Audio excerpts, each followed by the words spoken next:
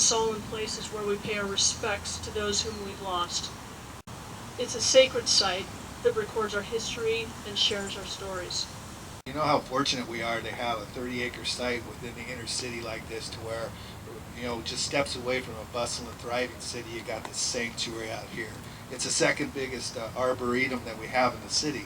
You have so many different species of birds and trees in here. It's so steeped in history. When you want to honor the Chinese American workers and Dr. Hawthorne's patients at Block 14, we'll have history of the Soldiers Memorial. It goes have bottlers, which anybody that's likes Portland's craft breweries, you can thank the brothers there, because they were the ones that started it all for us. But a real jewel for the city of Portland. On November 16, 1862, the original property owner of Lone Fir Cemetery dedicated this section that's 100 feet this way, 100 feet this way from about where you're standing, to the firefighters of the city of Portland.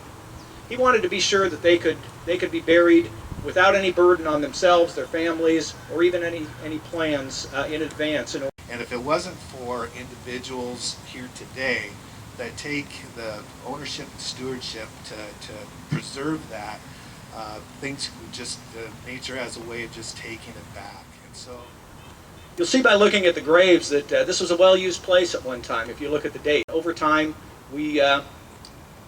the markers get older and older, and especially some of the smaller ones ended up being lost to the ground due to erosion or sinking into the ground. And just the 12 of the members named on the Campbell Memorial being the line of duty death monument for firefighters who gave their lives in the line of duty. 12 of those people are buried here within 100 feet of each other, 1/3.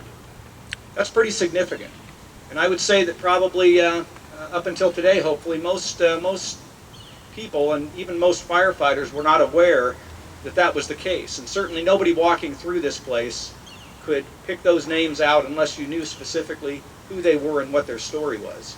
And hopefully we're in the process of changing that.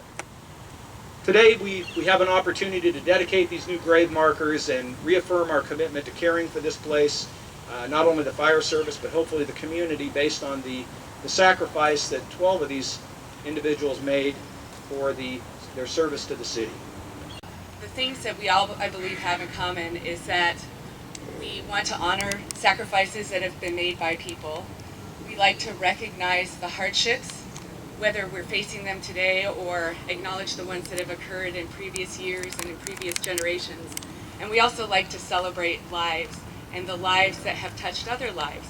And this could be firefighters, family, friends, colleagues, community. But how wonderful that all of these firefighters who are laid to rest are impacting and touching our lives today. And a wonderful example of that is the Madison High School kids who came to discover Lone Fir through Jason Miller and J.D. Chandler, who gave a tour of the cemetery.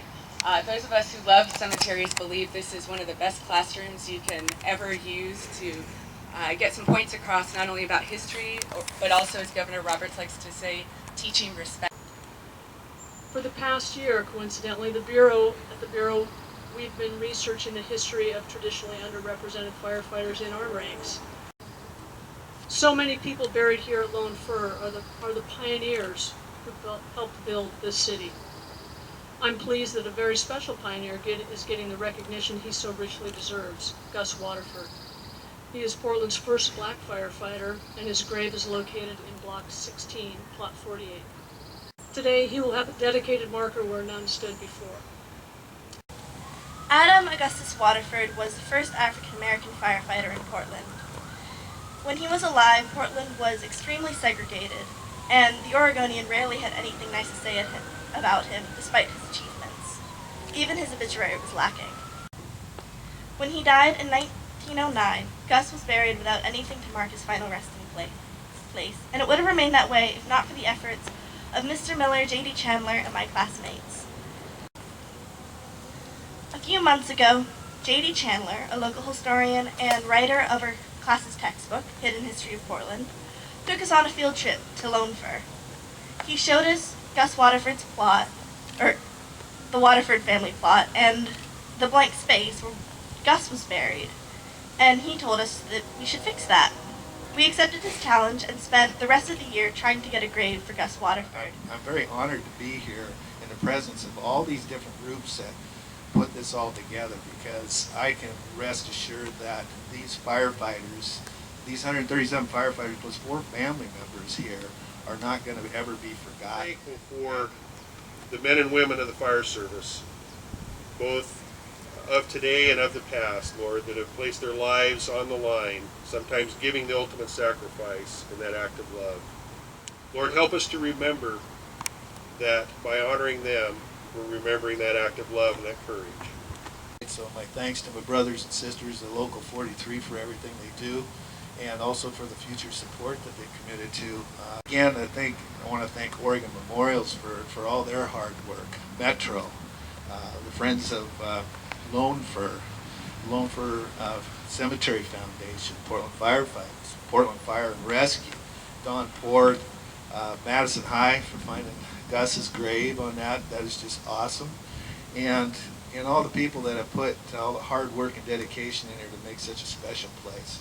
So with that, I'll leave you to the peace and serenity of this wonderful place.